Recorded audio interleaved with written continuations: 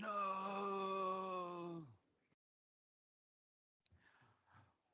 Fantastic. All right, everyone. So we've got a pretty fantastic speaker up next. Fred CISO from Interactive. Please go up to the stage, Fred, and you'll be talking to us about the CISO's perspective on identity. Thanks, Adrian. Thank you, Fred. Hi, everybody. And when I was speaking to Adrian a little bit about what to talk about, I said, look, don't you want somebody up here that knows anything about identity? Because it's not this guy. And somehow I've been able to avoid the topic of identity management for some time, which is the subtitle of the presentation.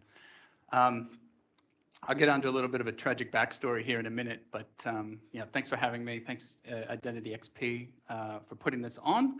And thank you, ChatGPT and DALL-E, for the images in the presentation. So I guess this is the tragic backstory. I'll let you sort of read through it, but I wanted to focus on a couple of things. I like to use quite a bit of analogy when talking about security, especially when you're talking to the board or you're talking to exec management. Typically, people don't really relate, non-technical people don't relate to anything in security or technology. So I like to use analogies. So the two that I kind of bring for this forum, at least, are two analogies of things that I enjoy. One is sailing, and the second is Unix. So I'm an old school Unix person, and the reason I kind of like Unix as a life and work analogy is that you get these really specialized, nice tools that do one thing and they do it really, really well, and you chain them together to do really complicated things. And so everything we do in security and in IT isn't hard, but it is complex, right? And the way that you get things done is through using these little sets of tools and processes to make things a little bit easier. The second is sailing, because if you sail, I live in Sydney, so I sail on the harbor on the weekends, so you'll find me most weekends out racing. But when you have a crew and you have a team of people that come together to do those really complicated things, it's a pretty special thing. So I think sailing as a life metaphor is something that I like to sort of talk about and think through, because without the crew, without the team working together, you don't get stuff done, right? Let's see. So we live in a world that's pretty amazing, actually. You know, when I get an email from the coffee roaster people that I like, I go to push a button, I go to their website, they have a deal on, I push another button, add something to the cart, I double click the side, it debits my credit card, and I get, you know, an Oz Post notification 20 minutes later that says your coffee's on the way, like all in 30 minutes. That's an incredible world. How the hell did we end up here? As IT people, we know that whole chain of events breaks all the time, right? So just as a bit of a history, and the reason I'm kind of going through this is because it's stacking up to the way that at least I think about identity and security and the broader security landscape. But if we look back in the early days, everybody was in their own data center, and then IBM came up with this thing called on-demand. I was working for IBM at the time. This was early 2000s. Anybody remember IBM On Demand? Yep. So being in an IBM data center, watching that actually happen, it was somebody opening a ticket and those engineers running around and physically pulling cables and plugging things in, and they pitched it as this whole, you know, your automated data center. AWS got a hold of this and said, that's a great idea. We'll actually go and do that. So they took that sort of manual effort of people plugging in cables and that kind of thing and actually automated it and made it consumable. Microsoft came along and put a nice Microsoft wrapper around things, as they would do, and made it enterprise ready. And we kind of end up where we are today. If you layer in BYOD, consumerization of applications, you throw in a nice global pandemic, everybody starts working from home, this sort of puts fuel into this fire of technology that we've built upon. And I think the more we do a digital transformation, it just drives that growth even further. So we've got this sort of conglomeration in the last 25 years that have come together, and you know, criminals like money. Criminals are after money. That's why we're in the business that we are. And that keeps us also gainfully employed, right? So as a quick history, I think that's kind of how we get to the place we are today. We're built on the shoulders of giants, so to speak, and that doesn't even look at the last, pre-2000s from the 1960s all the way up. So we're built on a massive stack right now. It's super complicated, and bad guys take advantage of that. With all of this, I think third-party management is a place to focus. But I also think it's largely a tick box exercise. Like the tools that we have in place now, and you look at the US government and some of the stuff they tried to do with software supply chain, it's great, it's noble, but unless you've got millions and millions and millions of dollars to spend on just that one problem, you're not going to solve it very easily, right? We've all run into this as security people trying to get a handle on, you want to bring a vendor in and procurement wants to do a third-party assessment. What do? You send 100-line spreadsheet to somebody so that they can tick boxes so that you can do business with them. That's pretty much where we're at, and we haven't made a ton of progress on that. So I think third-party management's important, but I think it's largely just a CYA exercise at the moment. So what does this whole paradigm shift mean as we continue to move to the cloud, as companies continue to do that, our company as well. So we're rapidly moving into the cloud, and we help customers also do that. It means that everything starts changing. The paradigm completely shifts. So all your controls that you thought were in place that were working as expected start to not work as expected. You have to replace them, right, with something new and updated. So you don't really have a perimeter anymore. You've got apps all over the place and people using apps that are integrated to your AD and to Entra. You've got apps that aren't. You've got, consumer apps all on a single device on your phones, etc. You got data everywhere, so that means, you don't really know exactly where that data is going. And you've got networks that are completely distributed. So from a security person's perspective, that's a loss of control, and that's bad. Right? We've spent the last 40 years putting controls into data centers that we know how they work, where people are going to access stuff, how it's going to happen, and now we're sort of ripping that apart. Same controls apply, but in a different way. So one of the things I think we get wrong is decision makers in business is that we all want to do digital transformation because it saves us money. Great. Well, guess what? That actually means you can't ignore all of the stuff you've put in for the last 40 years. You've got to bring that along for the journey, and often that gets lost in the shuffle. So if we're losing control, what do we do about it, right? So I think one of the things is, and this is, I don't know, it's definitely advice for people starting down this path or in security or in identity, but I think it's also career advice. It's just play to your strengths, right? Control what you can control. It's not about eradicating risk, it's about minimizing the risk and containing the blast radius of that risk, right? Bad stuff's going to happen. What are you doing to prevent that from happening? And when it does happen, how do you bring it in so that it doesn't hurt you as bad as it could? And this is really where we as security people and identity people have to focus, because it could be a really nasty world out there that looks bleak and always, not great. We have impossible jobs, but success in these roles means minimizing that risk profile, right? Not about getting rid of it. So I think it's just an important thing to remember, play to those strengths. And focus on the things that you can reduce and reduce that risk as much as you possibly can, contain it. Now, I've been lucky enough, I suppose, is the right words, to be a CISO for the past 7 years.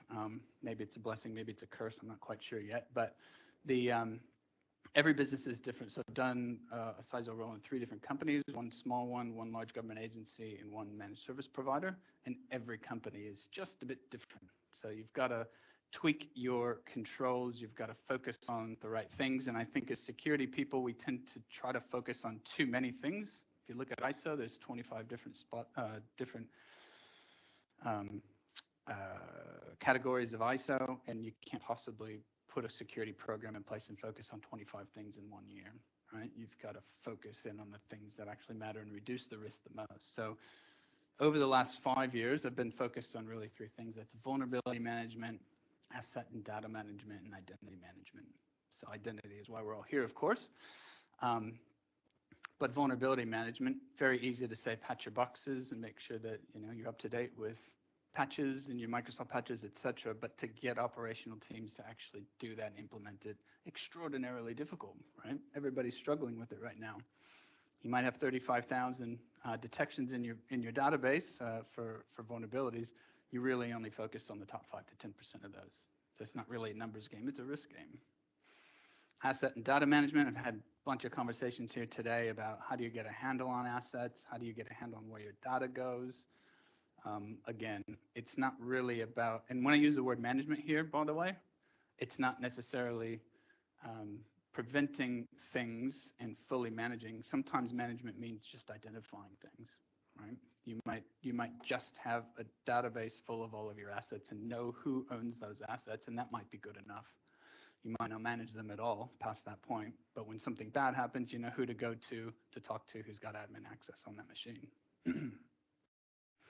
And then identity management, which is, I got a buddy who says identity management is the 9th plane of hell, and I'm starting to kind of see that now. And when I say I've avoided this conversation for 20 years, I've been around identity management for some time, and you kind of poke your head in and you go, that looks like you guys have that sorted, and you back away and you sort of let them do their thing. And just as an example, when I worked at IBM in the early 2000s, that was early days of managed service providers. So we were like, I don't know, 100, 150 people in the managed services space. The identity and access management team was 300, right? So just a massive amount of effort to keep identity sorted out. Now that was the early days, but I still feel like we're kind of in that world. In fact, I wanted to have a conversation with you about identity and people that you want to bring into identity, because we're looking to do that as well. Anyway, so where are we going now? So why identity? And I guess if you bring it back to first principles and kind of logically think through why identity, that whole distributed nature of the world that we live in. If you think about privileges and privileges tied to a person or a role, and data is locked to accessible by a person with that privilege or that role, right? Then, the person, that person's going to be using different devices. That's the world of BYOD. And then that person's also mobile, so they're not going to be in a single location. They're going to be all over the country or all over the planet. So if you've got these things that are true, how do you fix that? Well, you have to architect for those things, right? You've got to make sure that your privileges are following those people, the data's locked, all those things, that you got to make sure that all those things are true. And I think that that's first principle. So we're kind of moving away from this world where you're focused on protecting the endpoint to this world where you're focused on protecting the data. And if you're focused on protecting the data, then you have to be focused on who has access to the data. Therefore, you have to be focused on identity, right? As you sort of step through the problem. So we're probably going to be in a world very quickly where the controls are going away from the endpoint, going towards the data, so you don't lose the data. Right? And you see it with Microsoft used to have a thing called Azure Information Protection that's now built into one of their other suites of tools that they change every few weeks. But a lot of these controls mean that you can have data wherever you'd like it, and the endpoint doesn't necessarily have to be protected, because once you're logged into Entra, you've got access to that data. Otherwise, it's perma-encrypted, right? So you don't really have to worry about the endpoint. So that's kind of an interesting thought process of what are we actually protecting the right thing, right? So that's why I think identity is super important. So in parting notes, and I'm probably pretty quick here, but that's good because we're behind on time. The bleak message is if you're targeted, you're going to get hacked. So forget about trying to be 100% secure. Just try to contain the blast radius and remove the risk that you can. Focus on those things that you can control. A lot of times you'll be focused on things that are outside of your control because your board or your exec is really adamant about it, but got to try to convince them to bring it back to reality, and some things you just don't control in the new world. Minimize, contain, not eradicate. Go back to first principles wherever you can. I think we as security people and identity people get wrapped around the axle and all the new shiny. There's a lot of vendors here today. There's a ton of vendors if you go to RSA in the US or anywhere else. everybody's pitching a different thing. Everybody's got a platform. Everybody's got a new whiz-bang AI technology. That's fine. But a lot of our troubles are basic plumbing and foundational, right? And I think if you focus on identity, asset and data, and vulnerability management, then I think 80% of those problems go away. Problem is nobody likes to focus on those things because they're boring. Maybe. I find it interesting, but probably why I'm in security. And why everybody else is here. And then, identity being that core part of your strategy, I think is all important in the new world, because if you don't control what the person has access to or how it is that they can access that data, that's got to be first principles. So happy to take any questions. Yes. Great session. Really focusing on that last point.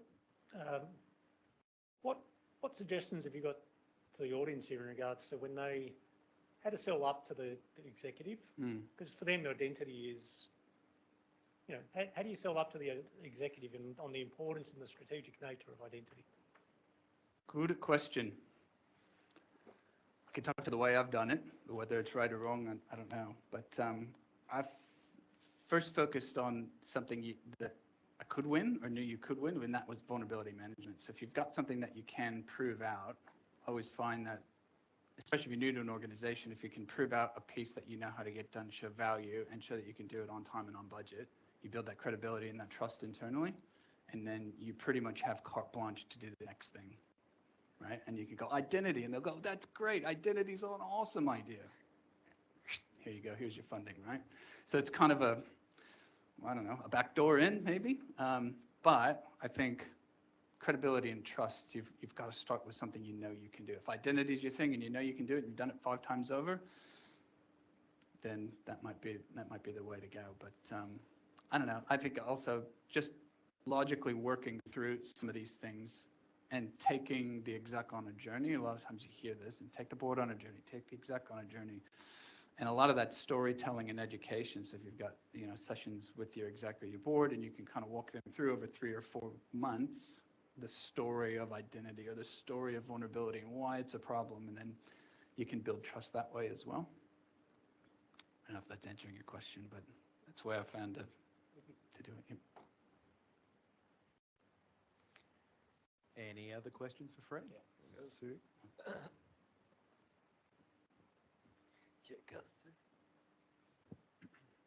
I was actually really excited about the title of your presentation, because I think same topic and same point that I wanted to pull into. Have you managed to make identity an integrated part of the security strategy rather than a siloed part? It's a bit of a struggle that I'm having at the moment, is how to make identity relevant to the rest of the security leadership and not make it just my problem.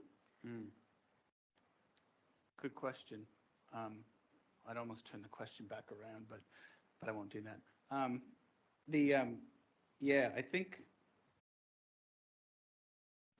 I don't know, because I think cyber gets a lot of airplay right now, and as such, a lot of people buy into it because it's in the news, and I think a lot of people don't see that identity is one of the reasons why we have a cyber problem, right? So I think it's tying those two things together. But the struggle that we're dealing with internally now is does identity belong in technology, or does identity belong as a security thing? Because at Microsoft, I'm a believer in the Microsoft ecosystem. I think they've done great things pulling everything together, but that's also something that is blurring the lines now, because now IT people need to be versed in all things security, or give control to the security or identity people, and they don't want to do that because they own the Microsoft platform, and it becomes this whole thing.